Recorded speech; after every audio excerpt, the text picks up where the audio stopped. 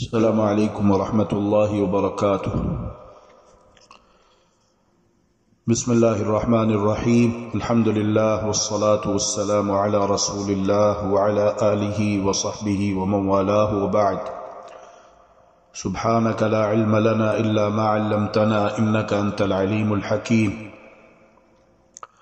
رب اشرح لي صدری ويسر لي امری واحلل عقدۃ من لسانی یفقهوا قولی۔ رب زدنی علما رب زدنی علما رب زدنی علما۔ اللهم انا نسألك علما نافعا ورزقا طيبا وعملا متقبلا۔ اللهم ارنا الحق حقا وارزقنا اتباعه وارنا الباطل باطلا وارزقنا اجتنابه برحمتك يا ارحم الراحمين۔ کتاب عمدۃ الاحکام حدیث نمبر 40 ہم پڑھیں گے۔ اصل میں حدیث نمبر 40 کا حدیث نمبر 39 کے ساتھ ہی تعلق ہے۔ حدیث نمبر 39 میں استحاضہ کے احکام و مسائل بیان ہوئے ہیں، اور یہاں پر بھی استحاضہ ہی کے متعلق گفتگو جاری ہے۔ عن عائشہ رضی اللہ عنہا ان ام حبیبۃ استحیضت 7 سنین۔ سید عائشہ صدیقہ کائنات طاہرہ مطہرہ عفیفہ بنت الصدیق مبرأہ من فوق 7 سماوات، وہ روایت کرتی ہیں کہ ان ام حبیبۃ ام حبیبہ رضی اللہ تعالی عنہا استحیضت، استحاضے کے عارضے میں مبتلا رہی۔ کتنا عرصہ؟ 7 سنین، 7 سنین سال، 7 سنین 7 برس استحاضہ کے عارضے میں مبتلا رہی۔ جیسا کہ ہم نے پڑھا کہ استحاضہ ایک بیماری ہے، اور یہاں پر جو ہم نے آج کے سبق میں بات پڑھی کہ ام حبیبہ رضی اللہ تعالی عنہا 7 برس اس عارضے میں مبتلا رہی، معنی اس بیماری میں مبتلا رہی، تو اس میں ہمارے لیے سبق یہ ہے کہ اگر بیماری کی مدت طول پکڑ جائے تو اللہ تبارک و تعالی کی رحمت سے نا امید نہیں ہونا چاہیے۔ دیکھ لیجئے سیدنا ایوب علیہ السلام تقریباً 18 برس بیمار رہے،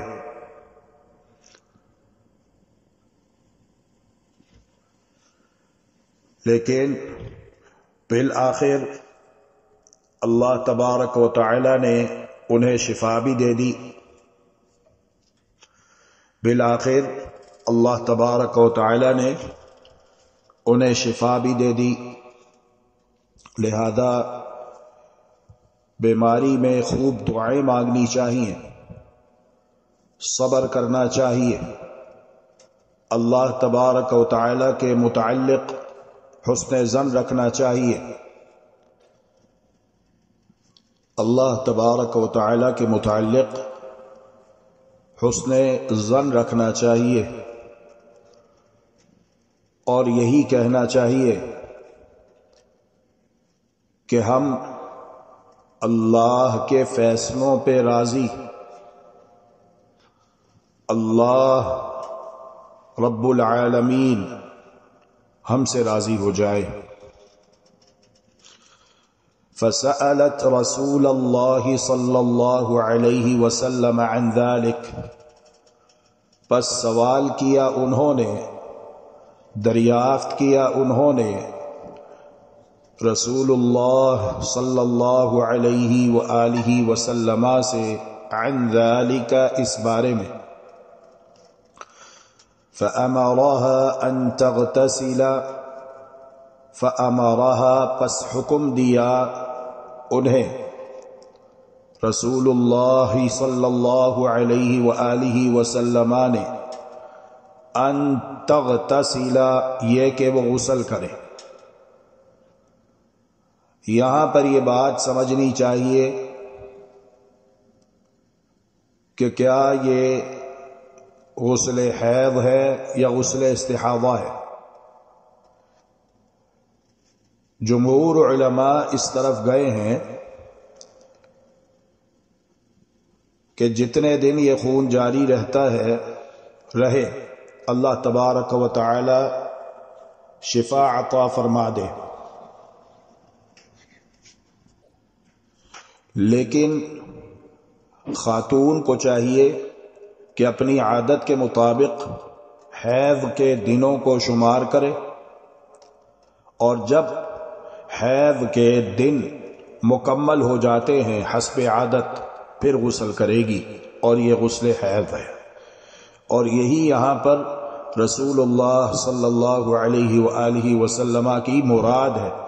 فَكَانَتْ تَغْتَسِلُ لِكُلِّ صَلَاةٍ، پس وہ غسل کیا کرتی تھیں ہر حیض کے بعد، لِكُلِّ صَلَاةٍ، ہر مرتبہ نماز پڑھنے کے لیے۔ یہ ہوگا اس کا ترجمہ۔ یہ معنی مراد نہیں ہے کہ مستحاضہ ہر نماز کے لیے غسل کرے، یہ مراد نہیں ہے، کیونکہ اس میں مشقت ہے اور دین آسان ہے۔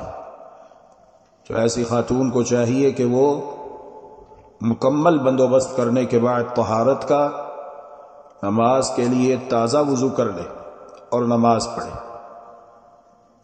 اس صورت میں نماز معاف نہیں، البتہ حیض کے ایام میں نماز کی رخصت ہے، اور حیض کے دنوں کو شمار کر کے جب وہ دن مکمل ہو جائے تو غسل حیض کرے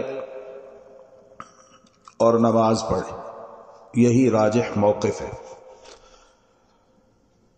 حدیث نمبر 41، عن عائشة رضی اللہ تعالی عنہا قالت كنت اغتسل انا ورسول الله صلى الله عليه وسلم من اناء واحد،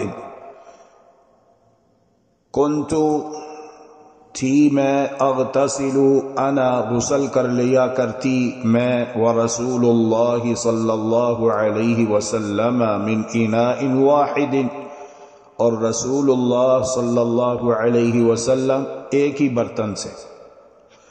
پتہ چلا کہ میاں بیوی دونوں ایک ہی ٹپ میں، ایک ہی بالٹی میں، ایک ہی مقام پر غسل کر سکتے ہیں۔ کلانا جنوبن، کلانا ہوتے ہم دونوں، جنوبن جنوبی جنابت سے۔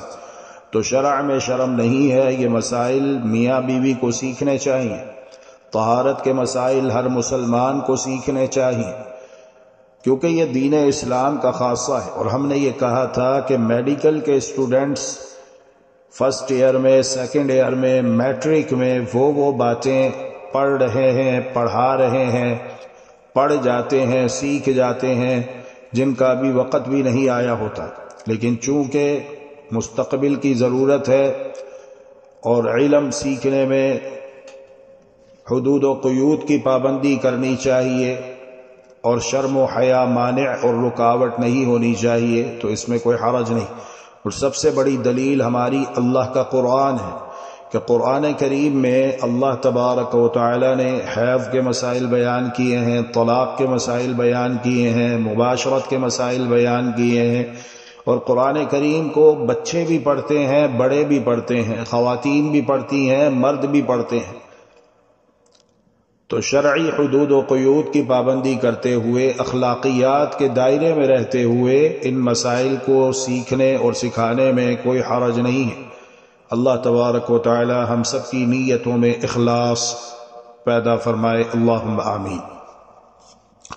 فَكَانَ يَأْمُرُنِي فَأَتَّزِرَ فَيُبَاشِرُنِي وَأَنَا حَائِضٌ، فَكَانَ يَأْمُرُنِي، پس آپ مجھے حکم دیتے، فَأَتَّزِرَ، میں اپنا اِزار بند کس لیتی، فَيُبَاشِرُنِي، آپ مجھ سے مباشرت کرتے، وَأَنَا حَائِضٌ، جبکہ میں حیض سے ہوتی۔ تو اس دوران بھی کوئی حرج نہیں ہے، حائضہ بیوی کے ساتھ لیٹنا جائز ہے، البتہ جماع ممنوع ہے، اسی لیے اِزار بند کس کے باندھ لیا جائے۔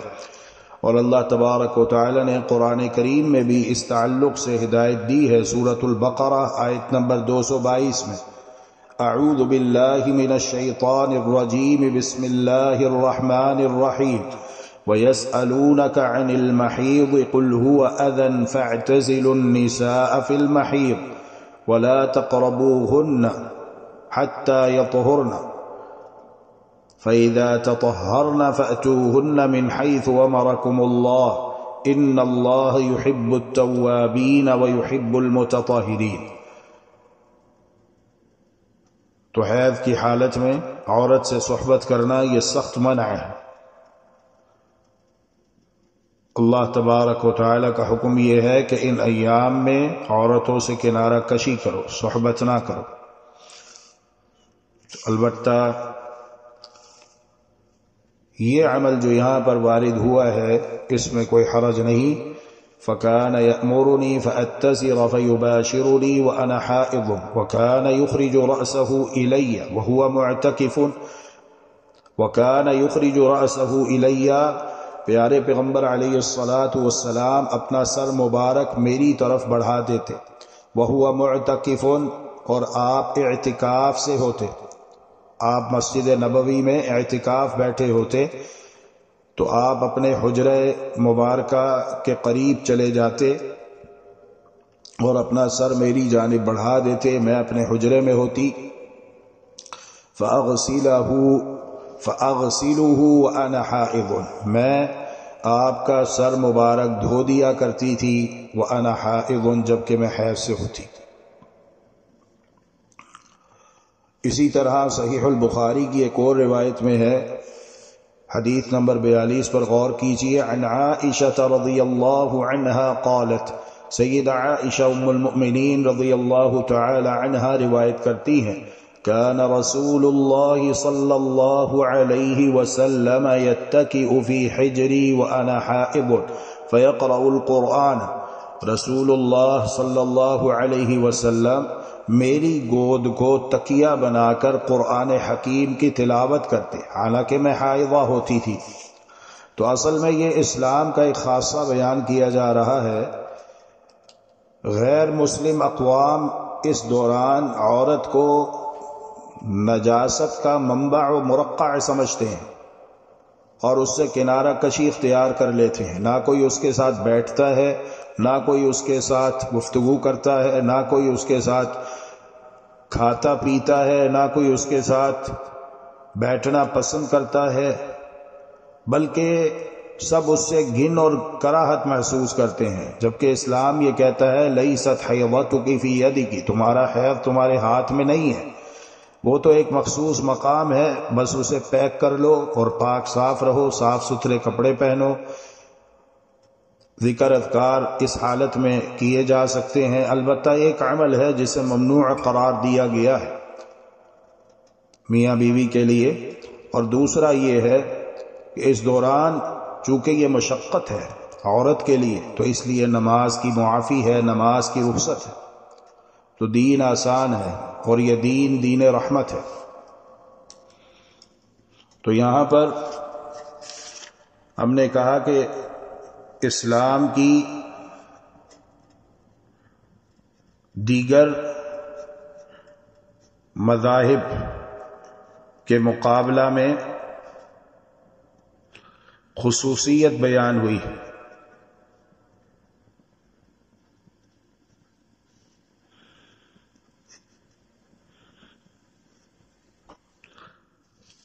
کیونکہ دیگر مذاہب میں ان حالتوں میں خاتون کو، عورت کو نجاست کا منبع سمجھا جاتا ہے اور کوئی اس سے ملنا، اس کے پاس بیٹھنا، اس سے بات کرنا پسند نہیں کرتا۔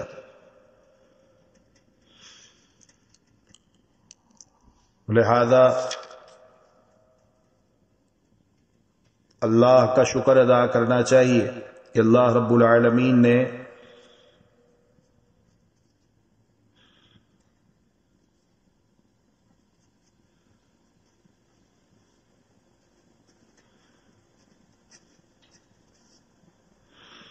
ہمیں مسلمان بنایا،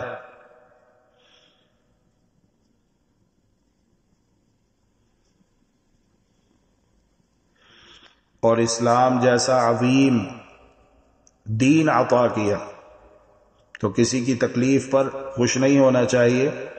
یہ اللہ تبارک و تعالی کا نظام ہے جو اللہ تبارک و تعالی لکھ چکا ہے، اس میں خواتین کا کوئی عمل دخل نہیں ہے، نہ ان کے اختیار میں یہ چیز ہے۔ اسی لیے کہا ھذا شیء کتبہ اللہ علی بنات آدم، یہ چیز اللہ تبارک و تعالی بنات آدم کے لیے، آدم کی بیٹیوں کے لیے لکھ چکا ہے۔ اللہ نے یہ چیز لکھی ہے، اس میں کسی عورت کا کوئی عمل دخل نہیں، تو عورت کو بھی چاہیے کہ اس پر راضی رہے، اور دیگر لوگوں کو بھی چاہیے کہ وہ اللہ کے اس قانون کو تسلیم کریں اور اس پر اعتراض بے جا نہ کریں اور اللہ سے ڈر جائیں۔ اس کے بعد اس باب کی آخری حدیث پڑھ لیتے ہیں انشاءاللہ۔ حدیث نمبر 43 ہے۔ مسئلہ معلوم ہے الحمدللہ، لیکن علم میں اضافے اور پختگی کے لیے عن معاذة بنت عبد الرحمن قالت، معاذہ بنت عبد الرحمن کہتی ہیں سألت عائشة رضی اللہ عنہا، سوال پوچھا میں نے سیدہ عائشہ رضی اللہ تعالی عنہا سے، فقلت میں نے کہا ما بال الحائض، کیا وجہ ہے کہ حائضہ تقضی الصوم، روزے کی قضا دیتی ہے، ولا تقضی الصلاة، لیکن نماز کی قضا نہیں دیتی۔ فقالت احروریۃ انت، تو سیدہ عائشہ رضی اللہ تعالی عنہ نے کہا کہ کیا تم حروریہ ہو، کیا تمہارا تعلق خوارج سے ہے؟ کیونکہ جو خارجی ہیں وہ کہتے تو اپنے آپ کو مسلمان ہیں، لیکن جو ان کے عقائد اور نظریات ہیں وہ فاسد ہیں، وہ باطل ہیں، وہ قرآن و سنت سے متصادم ہیں۔ فقلت لست بحروریہ، تو میں نے کہا کہ میں حروریہ نہیں ہوں، ولکنی اسأل، لیکن میں سوال پوچھ رہی ہوں، میں دریافت کر رہی ہوں اپنے علم میں اضافے کے لیے۔ فقالت، تو کہا سیدہ عائشہ رضی اللہ عنہا ام المؤمنین نے، کان یصیبنا ذلک، ہم تو اتنی بات جانتے ہیں کہ جب ہمارے ساتھ یہ معاملہ پیش آتا، فنؤمر بقضاء الصوم، تو ہم حکم دیے جاتے روزے کی قضا کا، ولا نؤمر بقضاء الصلاة، اور نہیں ہمیں حکم دیا جاتا تھا نماز کی قضا کا۔ بس یہ دین ہے۔ وما آتاکم الرسول فخذوہ، سوال نہیں کرنے، اعتراض نہیں کرنا کہ ایسا کیوں ہے، ایسا کیوں نہیں ہے، ایسا کس لیے ہے اور ایسا کس لیے نہیں ہے، نہیں، کوئی اعتراض نہیں۔ جو کچھ بھی اللہ کے رسول دیں بتائیں، اسے لے لیا جائے، اس پر عمل کیا جائے۔ دیکھ لیجئے سیدنا عمر رضی اللہ تعالی عنہ طواف کرتے ہوئے حجر اسود کو چومتے ہیں اور اس کا بوسہ لیتے ہیں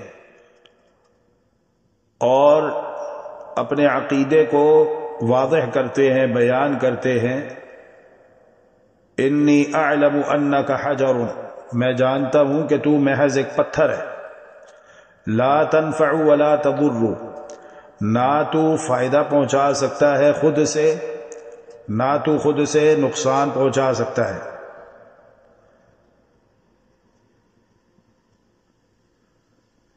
تو پھر میں تجھے کیوں چوم رہا ہوں؟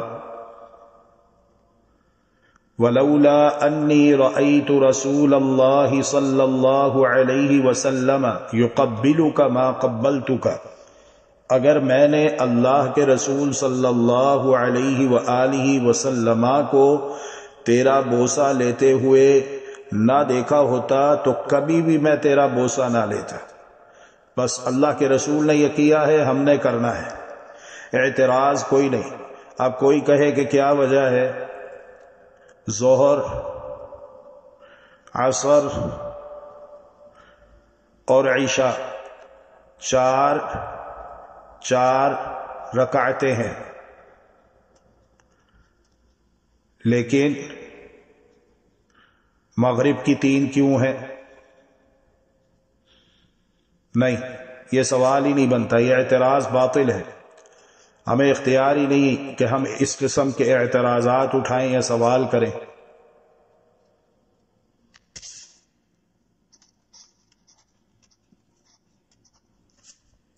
ہمارا کام ہے کہ جو بھی اللہ اور اس کے رسول صلی اللہ علیہ وآلہ وسلم حکم دیں اسے من وعن مان لیں۔ تو اس دوران خواتین کے ساتھ یہ جب ماہانہ مسئلہ ہوتا ہے پیریڈ کا، مینسز کا، تو وہ نماز چھوڑ دیں گی، روزہ چھوڑ دیں گی، البتہ جتنے روزے چھوٹے ان کی قضا دیں گی، اور جو نمازیں چھوٹی ہیں ان کی قضا نہیں دیں گی۔ یہاں پر ایک مسئلہ سمجھ لینا چاہیے، اور وہ یہ کہ اگر کسی خاتون نے ظہر کی نماز نہیں پڑھی حتیٰ کہ نماز عصر کا وقت داخل ہو گیا، سم ٹائم ایسا ہوتا ہے کہ چلو میں دونوں نمازیں اکٹھی کر کے پڑھ لوں گی، مجبوری کوئی ہو جاتی ہے، بن جاتی ہے، تو جب عصر کی نماز کا وقت داخل ہوا نیت یہ تھی کہ ظہر عصر ایک ساتھ ادا کر لوں گی، تو اس کے بعد مینسز آ جاتے ہیں، حیض آ جاتا ہے۔ معلوم ہونا چاہیے کہ جب غسل حیض سے فارغ ہوگی تو پھر نماز ظہر اور عصر کی قضا دے گی، کیونکہ وہ اس پر واجب ہو چکی تھی، تو یہ مسئلہ بڑا حساس ہے، بہت ساری خواتین اس مسئلے کو نہیں جانتی، کیونکہ نماز جان بوجھ کر چھوڑنا انسان کو کفر تک لے جاتا ہے۔ تو توبہ، استغفار، صدقہ و خیرات اور جو چیز اس کے ذمے ہے اسے ادا کرنی ہوگی۔ هذا والله تعالى ولي التوفيق والهادي إلى سواء السبيل اللهم إنك عفو تحب العفو فاعف عنا، اللهم إنك عفو تحب العفو فاعف عنا، إلهنا فاعف عنا يا كريم.